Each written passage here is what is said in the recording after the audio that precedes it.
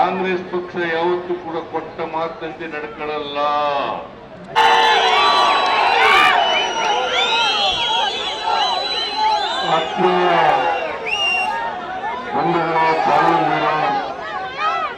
ಯುವಕ ಮಿತ್ರರೇ, ಎಲ್ಲ ಕೋಲಾರ ಜಿಲ್ಲೆಯ ಶಾಸಕ ಮಿತ್ರರೇ, ನಮ್ಮ ಅಭ್ಯರ್ಥಿ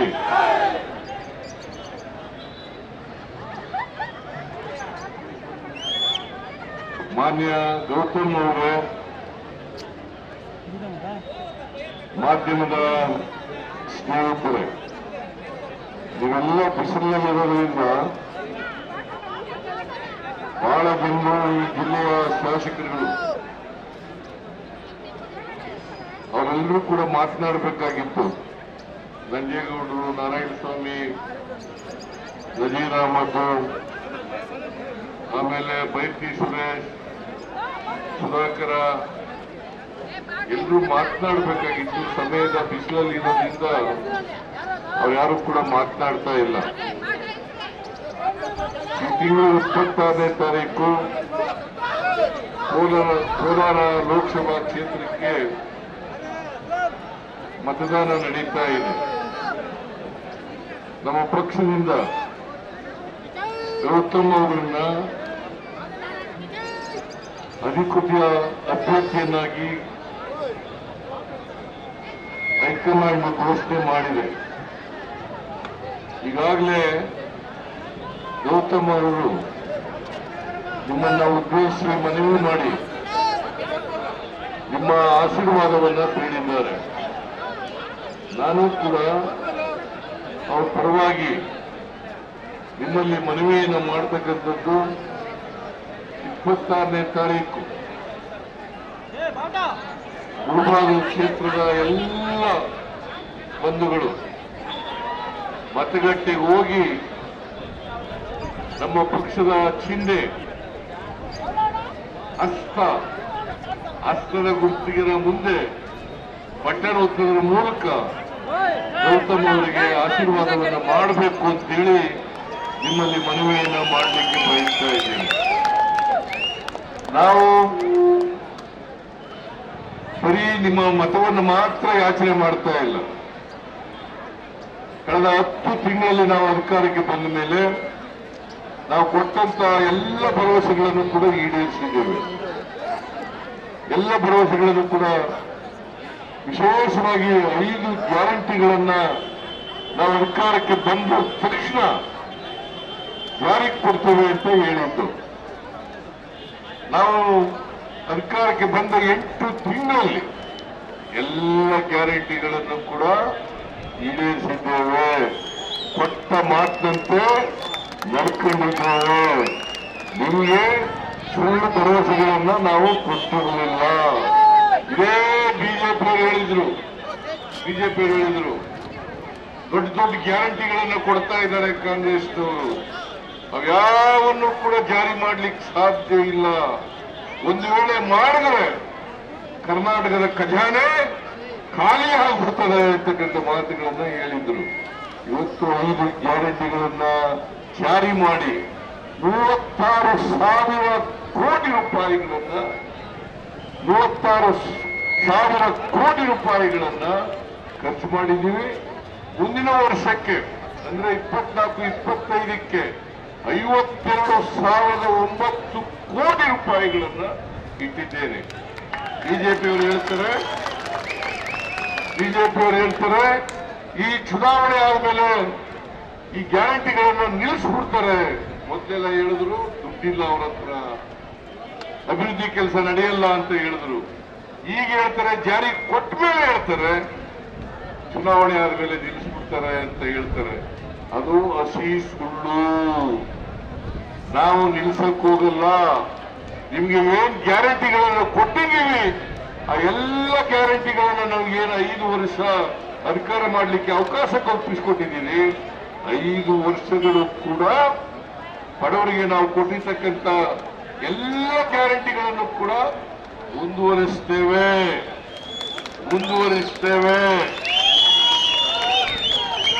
ಶಕ್ತಿ ಯೋಜನೆ ಶಕ್ತಿ ಯೋಜನೆ ಉಚಿತವಾಗಿ ಸರ್ಕಾರಿ ಬಸ್ಗಳಲ್ಲಿ ಪ್ರಯಾಣ ಮಾಡೋದು ಮಾಡ್ತಾ ಇದ್ದೀರಾ ಇಲ್ಲ? ಮಾಡ್ತಾ ಇದ್ದೀರಾ ಇಲ್ಲ? ಮಾಡ್ತಾ ಇದ್ದೀರಿ. ಗೃಹ ಜ್ಯೋತಿ ಎಲ್ಲರಿಗೂ ಕೂಡ 200 ಯೂನಿಟ್ ವರೆಗೆ ಫ್ರೀ ಕರೆಂಟ್, 200 ಯೂನಿಟ್ ವರೆಗೆ ಫ್ರೀ ಕರೆಂಟ್. ಆಮೇಲೆ ಗೃಹ ಲಕ್ಷ್ಮಿ, ಯಾರು ಮನೆ ಯಜಮಾನಿ ಇದ್ದಾರೆ ಅವ್ರಿಗೆ ತಿಂಗಳಿಗೆ 2,000 ರೂಪಾಯಿ, 2,000 ರೂಪಾಯಿ. ಇದು ಪ್ರತಿ ತಿಂಗಳು ಕೂಡ 1,17,00,000 ಮಹಿಳೆಯರಿಗೆ ಪ್ರತಿ ತಿಂಗಳು ಕೊಡ್ತಾ ಇದ್ದೇವೆ. ಬಿಜೆಪಿಯವರೇ, ನೀವು ಹೇಳಿದ ರೀತಿ ನಾವು ಸುಳ್ಳು ಹೇಳಿಲ್ಲ, ಜನರಿಗೆ ಮೋಸ ಮಾಡಿಲ್ಲ, ಜನರಿಗೆ ದ್ರೋಹ ಮಾಡಿಲ್ಲ, ಜನರಿಗೆ ಕೊಟ್ಟು ಮಾತಂತೆ ನಡ್ಕೊಂಡಿದ್ದೇವೆ. ಇದು ಗೃಹ ಜ್ಯೋತಿ, ಗೃಹ ಲಕ್ಷ್ಮಿ. ಅದಾದ್ಮೇಲೆ ಅನ್ನಭಾಗ್ಯ ಕಾರ್ಯಕ್ರಮ. ನಾನು 7 ಕೆಜಿ ಅಕ್ಕಿ ಕೊಡ್ತಾ ಇದ್ದೆ. ಈ ಬಿಜೆಪಿಯವರು ಬಂದು 5 ಕೆಜಿ ಮಾಡಿದ್ರು. ನಾನು ಮತ್ತೆ 5 ಕೆಜಿ ಕೊಡ್ತೀನಿ ಅಂತ ಹೇಳಿದೆ. ಆದ್ರೆ 5 ಕೆಜಿ ಕೊಡ್ಲಿಕ್ಕಾಗಲ್ಲ. ಅದರ ಬದಲು ದುಡ್ಡನ್ನು ಕೊಡ್ತಾ ಇದ್ದೀವಿ. ಯಾಕಂತಂದ್ರೆ ಈ ಬಿಜೆಪಿಯವರು ಇದಾರಲ್ಲ, ಮೋಸ ಮಾಡಿಬಿಟ್ರು ನಮ್ಗೆ. ಮೊದಲು ಅಕ್ಕಿ ಕೊಡ್ತೀವಿ ಅಂತ ಹೇಳೋರು, ಆಮೇಲೆ ಕೊಡಲ್ಲ ಅಂತ ಹೇಳಿದ್ರು. ನಾವೇನು ಪುಕ್ಕಟ್ಟೆ ಕೇಳಿರ್ಲಿಲ್ಲ. ಅವ್ರಿಗೆ 1 ಕೆಜಿಗೆ 34 ರೂಪಾಯಿ ಕೊಡ್ತೀವಿ, ಕೊಡ್ರಿ, ಬಡವರಿಗೆ ಕೊಡ್ಬೇಕು, ಬಡವರಿಗೆ 3 ಹೊತ್ತು ಊಟ ಮಾಡಬೇಕು, ಅವರು ಯಾರು ಹಸಿರು ಮಲಗಬಾರದು ಅಂತೇಳಿ ಹೇಳಿದ್ರು. ಆದ್ರೆ ಈ ಬಿಜೆಪಿಯವರು ನಮಗೆ ಮೋಸ ಮಾಡಿ ಅಕ್ಕಿ ಕೊಡ್ಲಿಲ್ಲ. ಅದಕ್ಕೋಸ್ಕರ ಪ್ರತಿ ಒಬ್ಬರಿಗೆ, ಬಡವರಿಗೆ ತಿಂಗಳಿಗೆ 170 ರೂಪಾಯಿ ಕೊಡ್ತಾ ಇದೀವಿ. ಅಕ್ಕಿ ಬದಲಿಗೆ 170 ರೂಪಾಯಿ ಅಂತಂದ್ರೆ 5 ಜನ ಇದ್ರೆ 850 ರೂಪಾಯಿ ಕೊಡ್ತೀವಿ. ಒಂದು ಕುಟುಂಬದಲ್ಲಿ 5 ಜನ ಇದ್ರೆ 850 ರೂಪಾಯಿ ಕೊಡ್ತಾ ಇದ್ದೀವಿ. ಅದ್ರ ಜೊತೆಗೆ ಯುವ ನಿಧಿ ಕಾರ್ಯಕ್ರಮ ಜಾರಿಗೆ ಕೊಟ್ಟಿದ್ದೀವಿ. ನಾವು ನುಡಿದಂತೆ ನರೇಂದ್ರ ಮೋದಿ ಅವರು 10 ವರ್ಷ ಇದ್ರು, ನುಡಿದಂತೆ ನಡೆದಿದ್ದಾರ? ಬೆಲೆ ಎಲ್ಲ ಬೆಲೆ ಕಡಿಮೆ, ಎಲ್ಲ ಪದಾರ್ಥಗಳ, ಆಹಾರ ಪದಾರ್ಥಗಳ ಬೆಲೆಗಳನ್ನ ಕಡಿಮೆ ಮಾಡ್ತೀವಿ ಅಂತ. ಪೆಟ್ರೋಲ್ ಬೆಲೆ ಕಡಿಮೆ ಆಯ್ತಾ? ಡೀಸೆಲ್ ಬೆಲೆ ಕಡಿಮೆ ಆಯ್ತಾ? ಗ್ಯಾಸ್ ಸಿಲಿಂಡರ್ ಬೆಲೆ ಕಡಿಮೆ ಆಯ್ತಾ? ಗೊಬ್ಬರದ ಬೆಲೆ ಕಡಿಮೆ ಆಯ್ತಾ? ಅಕ್ಕಿ, ಗೋಧಿ, ರಾಗಿ ಬೆಲೆ ಕಡಿಮೆ ಆಯ್ತಾ? ಅಚ್ಚೇ ದಿನ ಅಂತ ಬರಲಿಲ್ಲ. 15 ಲಕ್ಷ ರೂಪಾಯಿ ಪ್ರತಿ ಕುಟುಂಬಕ್ಕೆ ಕೊಡ್ತೀವಿ ಅಂತ ಹೇಳಿದ್ರು. ಕೊಡ್ಲಿಲ್ಲ. 2 ಕೋಟಿ ಉದ್ಯೋಗ ಸೃಷ್ಟಿ ಮಾಡ್ತೀನಿ ಅಂತ ಹೇಳಿದ್ರು. ಮಾಡಿದ್ರ? ರೈತರ ಆದಾಯ ದುಪ್ಪಟ್ಟು ಮಾಡ್ತೀನಿ ಅಂತ ಹೇಳಿದ್ರು. ಮಾಡಿದ್ರ? ಮಾಡಲಿಲ್ಲ. 2014ರಲ್ಲಿ ನರೇಂದ್ರ ಮೋದಿ ಪ್ರಧಾನಮಂತ್ರಿ ಆದಾಗ ಡೀಸೆಲ್ ಬೆಲೆ 1 ಲೀಟರ್ಗೆ 57 ರೂಪಾಯಿ ಇತ್ತು. ಇವತ್ತು 95 ರೂಪಾಯಿ. 1 ಲೀಟರ್ ಪೆಟ್ರೋಲ್ ಬೆಲೆ 71 ರೂಪಾಯಿ ಇತ್ತು. ಇವತ್ತು 105 ರೂಪಾಯಿ. 105 ರೂಪಾಯಿ. ಗ್ಯಾಸು 414 ರೂಪಾಯಿ ಇತ್ತು. ಇವತ್ತು 950 ರೂಪಾಯಿ. ಇದೇನಾ ಮಿಸ್ಟರ್ ನರೇಂದ್ರ ಮೋದಿ ಅವರೇ? ಅಚ್ಚೇ ದಿನ ಆಯ್ತು. ಒಳ್ಳೆ ದಿನ. ಬಿಜೆಪಿಗೆ ಓಟ್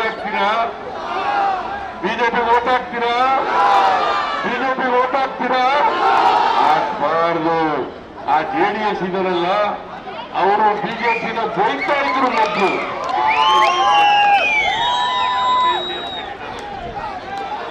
ಅವರು ಕೂಡ ಕೋಮುವಾದಿಗಳಾಗ್ತಾ ಇದ್ದಾರೆ. ಬಿಜೆಪಿ ಧರ್ಮ, ಜಾತಿಯನ್ನು ಅವ್ರ ಮಧ್ಯೆ ಬೆಂಕಿ ಹಾಕಿ, ಜನಗಳ ನಡುವೆ ಬೆಂಕಿಯನ್ನ ಹಚ್ಚಿ, ಜನರು, ಹಿಂದೂಗಳು, ಮುಸಲ್ಮಾನರು ಒಡೆದಾಡ ರೀತಿಯಲ್ಲಿ ಮಾಡ್ತಾ ಇರ್ತಕ್ಕಂಥ, ಧರ್ಮದ ಹೆಸರಿನಲ್ಲಿ, ಜಾತಿಯ ಹೆಸರಿನಲ್ಲಿ ಜನಗಳನ್ನ ವಿಂಗಡಣೆ ಮಾಡ್ತಕ್ಕಂಥ ಭಾರತೀಯ ಜನತಾ ಪಕ್ಷಕ್ಕೆ ಯಾವತ್ತೂ ಕೂಡ ಓಟ್ ಕೊಡಬಾರದು. ಕೊಡ್ತೀರಾ? ಕೊಡಬಾರದು. ಅವ್ರು ಏನು ಮಾಡಿಲ್ಲ. ಈಗ ಮತ್ತೆ ಕೇಂದ್ರ ಸರ್ಕಾರ 25 ಗ್ಯಾರಂಟಿಗಳನ್ನ ಘೋಷಣೆ ಮಾಡಿದ್ದಾರೆ. ನಿನ್ನೆ 25 ಗ್ಯಾರಂಟಿಗಳನ್ನ ಘೋಷಣೆ ಮಾಡಿದ್ದಾರೆ. ನಾವು ಅವನ್ನೂ ಕೂಡ ಜಾರಿ ಮಾಡ್ತೀವಿ. ಕಾಂಗ್ರೆಸ್ ಪಕ್ಷ ಯಾವತ್ತೂ ಕೂಡ ಕೊಟ್ಟ ಮಾತಂತೆ ನಡ್ಕೊಳ್ಳಲ್ಲ, ನಡ್ಕತೀವಿ. ಯಾವತ್ತೂ ಕೂಡ ಕೊಟ್ಟ ಮಾತಂತೆ ನಡ್ಕತೀವಿ. ಬಿಜೆಪಿ ರೀತಿ ಕೊಟ್ಟ ಮಾತಿಗೆ ತಪ್ಪಿಸಿಕೊಳ್ಳಲ್ಲ. ಅದಕ್ಕೋಸ್ಕರನೇ ಬಸವಾದಿ ಶರಣರಿದ್ದಾರಲ್ಲ, ಅವರು ನುಡಿದಂತೆ ನಡೆದಿದ್ರು ಅಂತೇಳಿ ಬಸವಣ್ಣವರನ್ನ ಇವತ್ತು ಸಾಂಸ್ಕೃತಿಕ ನಾಯಕರನ್ನಾಗಿ ಮಾಡ್ಕೊಂಡಿದ್ದೇವೆ. ಅದರಿಂದ ನೀವೆಲ್ಲರೂ ಕೂಡ ಅರ್ಥ ಮಾಡ್ಕೋಬೇಕು. ಕಾಂಗ್ರೆಸ್ ಅನ್ನ ಮತ್ತೆ ಅಧಿಕಾರಕ್ಕೆ ತರ್ತಕ್ಕಂಥ ಪ್ರಯತ್ನವನ್ನ ಮಾಡಬೇಕು.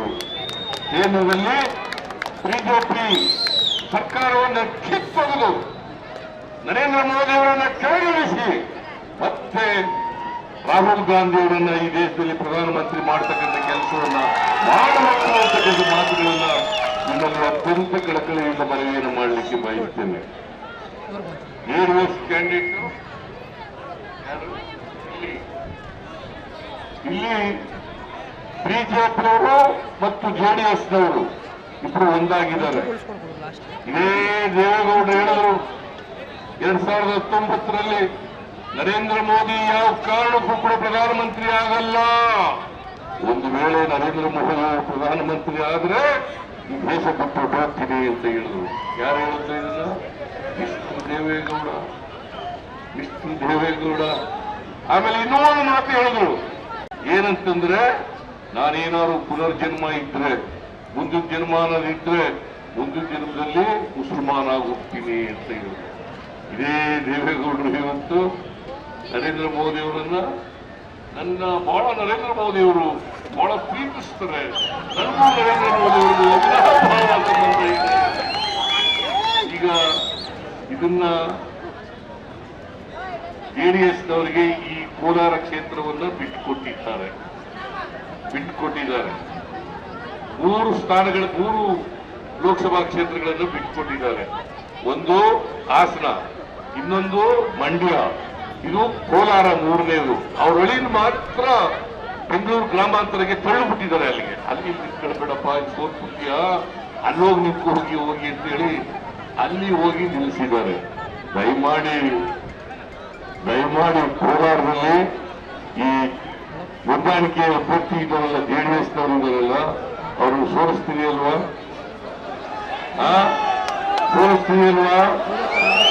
ದಯಮಾಡಿ ಸೋಲಿಸ್ಬೇಕು. ಜೆಡಿಎಸ್ನವರು ಏನು ಮಾಡಿಲ್ಲ. ಇವತ್ತು ನಾನು ಕೆಸಿ ವ್ಯಾಲಿ ಕಾರ್ಯಕ್ರಮದ ಯೋಜನೆ ಮೂಲಕ ಕೋಲಾರ ಜಿಲ್ಲೆಯಲ್ಲಿ ಕೆರೆಗಳನ್ನ ನೀರು ತುಂಬಿಸ್ತಕ್ಕಂಥ ಕೆಲಸವನ್ನ ಮಾಡಿದಾಗ ಇದೇ ಕುಮಾರಸ್ವಾಮಿ ವಿರೋಧ ಮಾಡಿದ್ರು. ಇವತ್ತು ಕೂಡ ವಿರೋಧ ಮಾಡುತ್ತಾರೆ. ಕೋರ್ಟ್ಗೆಲ್ಲ ಹಾಕ್ಸಿದ್ರು, ಅರ್ಜಿ ಹಾಕ್ಸಿದ್ರು. ಅಂಥವ್ರಿಗೆ ವೋಟ್ ಕೊಡ್ತೀರಾ? ಇವತ್ತು ಕೆರೆ ತುಂಬಿಸಿರೋದ್ರಿಂದ ಹಸಿರಾಗ್ತದೆ. ಕೋಲಾರ ಎಲ್ಲ ಹಸಿರಾಗಿದೆ. ತರಕಾರಿ ಬೆಳೀಲಿಕ್ಕೆ ಅನುಕೂಲ ಆಗ್ತದೆ, ಹಣ್ಣುಗಳನ್ನು ಬೆಳೀಲಿಕ್ಕೆ ಅನುಕೂಲ ಆಗ್ತದೆ. ಇದನ್ನೆಲ್ಲ ಮಾಡಿದವರು ಕಾಂಗ್ರೆಸ್ ಸರ್ಕಾರವೇ ಹೊರತು ಜೆಡಿಎಸ್ನವರಲ್ಲ, ಬಿಜೆಪಿಯವರಲ್ಲ ಅಂತಕ್ಕಂಥದ್ದನ್ನು ತಿಳ್ಕೋಬೇಕಾಗ್ತದೆ.